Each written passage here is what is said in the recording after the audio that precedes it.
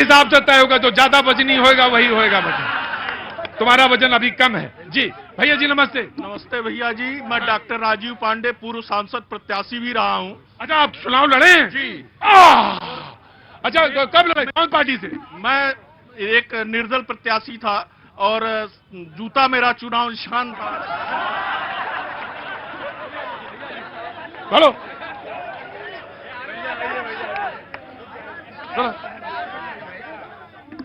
मेरा सभी यहाँ की जनता और सभी नेताओं से एक सवाल है कि क्या आजमगढ़ की धरती राजनीतिक रूप से बंजर हो चुकी है?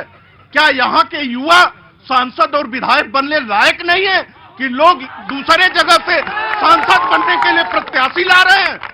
क्या आजमगढ़ के कोई युवा ऐसा नहीं है? यहाँ 3-3 मूर्तियां खड़ी है, क्या इनमें योग्यता नहीं है? हमारे ब्रिजेश भाई क्या योग्य नहीं है? विनोद भाई योग्य नहीं, पत्रुराम विश्वकर्मा नहीं, तमाम नेता यहाँ पे। आजमगढ़ में जो दो मुकाबला है, मैं बता दूं, कल मैं प्रतापगढ़ में हूं, जिला परिषद में चुनाव का जो शो है वहां करूंगा। कल मैं प्रतापगढ़ में हूं, परसों मैं प्रयागराज में हूं। यहां पे जो मुख्य मुकाबला है समाजवादी पार्टी के समाजवादी पार्टी के धर्मेंद्र यादव जी का और बीजेपी से दिनेश निरहुआ जी का है। दो लोगों के बीच का मुकाबला है और वो जो सवाल कर रहे थे उसी से जोड़ लीजिएगा जी। हाँ भैया बोलो। मैं ये पूछना चाहता हूँ, पुलवामा हमला हुआ था, उसके बाद आज तक कोई रिपोर्ट नहीं आई। वहाँ पे लोग शहीद हुए थे जो सैनिक, उनका क्या हुआ? उनके घर वादा करके मांग पूरा नहीं की गई। उसके बाद ये अतरौलिया में एक मौर्य समाज की हत्या हुई।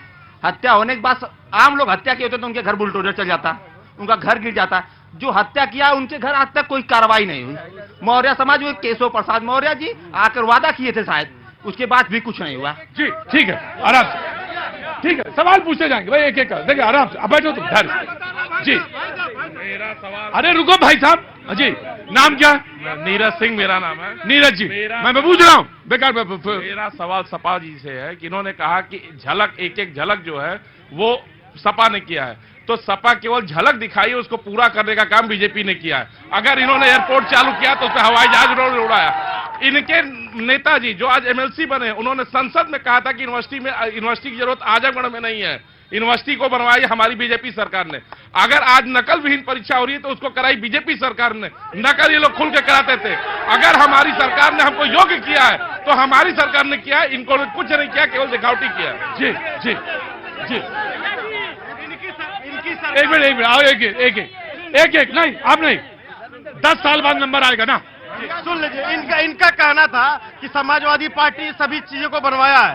इनसे भाई चुप रहो भाई। इनकी सरकार ने केवल जेल बनाया कि युवा जाके जेल में बंद हो जाए। इनकी सरकार ने कलेक्ट्रेट बनवाया कि युवा यहाँ का मुकदमा लड़े, और यही भाजपा की सरकार ने यहाँ विश्वविद्यालय बना के युवाओं के लिए शिक्षा की व्यवस्था कराई। इन्होंने इनकी सरकार ने हवाई पट्टी बनाया। इनकी सरकार ने हवाई पट्टी बनाया और उसमें केवल इनका चार्टर भी नाम उतरता था। आज मोदी जी ने आके उसको जनता के लिए समर्पित कर दिया। अब यहाँ के हम युवा जाके उससे उड़ेंगे जी। बहुत जी, जो जिस विकास की ईंट की बात करते हैं, हर ईंट हर सरिया का 25% कमीशन सैफई पहुंचा है। यह पूछ लीजिए। हाँ जी, यहाँ के प्रिंसिपल साहब हैं जी। प्रिंसिपल साहब जी बोलिए। वही प्रिंसिपल साहब उधर ही जाएंगे।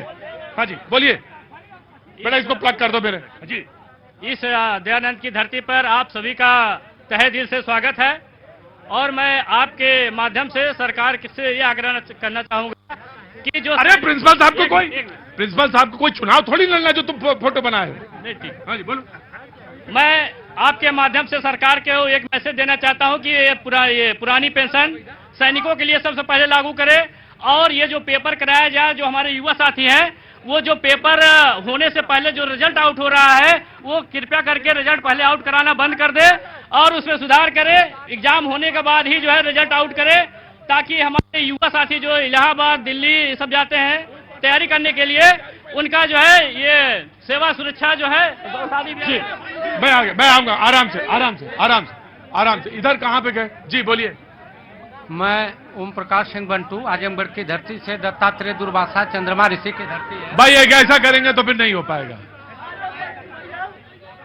बैठो चुपचाप, चुपचाप बैठो, सारे लोग बैठो, बैठो, नहीं बैठिए, आप लोग बैठिए जी।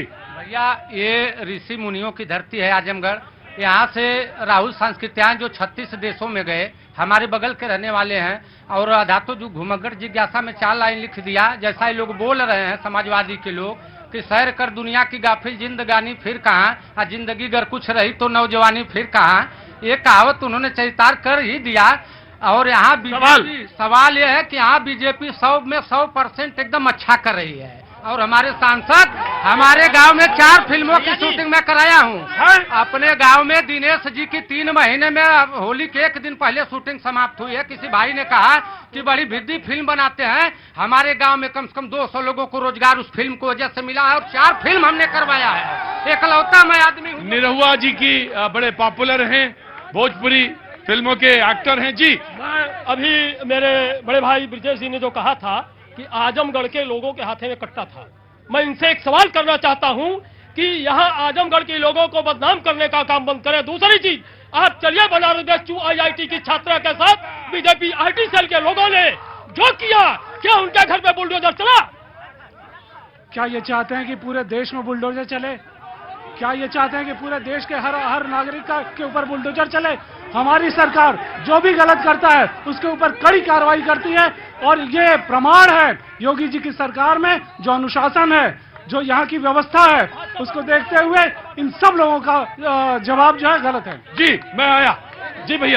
भैया जी साहब हम प्रिंसिपल साहब से एक सवाल करना चाहते हैं। यहाँ के प्रिंसिपल एक सवाल उठा रहे हैं कि हमारे पेंशन के लिए, आप पेंशन के लिए सवाल उठा रहे हैं, शर्म नहीं आती? NCERT की नोटबुक कंपलसरी करने के लिए सवाल उठाइए ताकि RD शर्मा, RS अग्रवाल जैसी किताबों पे ताला लग सके। प्राइवेटाइजेशन के खिलाफ बोलिए, बोलना है तो पेंशन चाहिए, पेंशन, सबको पेंशन चाहिए। बच्चे जो किताब नहीं खरीद पा रहे उनके कष्ट के बारे में कौन बोलेगा? आवाज उठाइए। आए हैं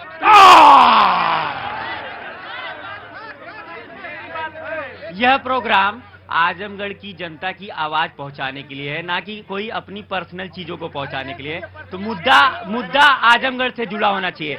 यहाँ के सपा के नेताओं के दिमाग में एक बात घर करके बैठी हुई है कि आजमगढ़ की जनता उनकी गुलाम है। आजमगढ़ की जनता उनकी गुलाम नहीं है। आजमगढ़ की जनता अब समझदार हो चुकी है। आजमगढ़ की जनता ने एक मन बनाया है। जी मैम, आपका चांस जी।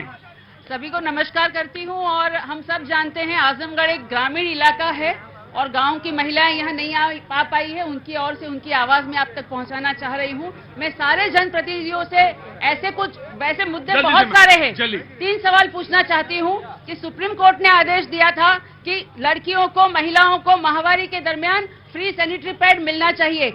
कब मिलेगा? क्या PDS के माध्यम से आप सैनिटरी पैड का उन तक पहुंचाएंगे? पहला सवाल। दूसरा सवाल यह है कि रोजगारी की हम बात करते हैं, गांव की महिलाओं को मशीनरी से कटाई वगैरह होने के चलते जो महिलाएं पढ़ नहीं पाई है, वैसी महिलाओं के हाथ से जो छोटा मोटा रोजगार था वो भी छीन गया है। इसके बारे में आपका क्या सुझाव है? और जी जरा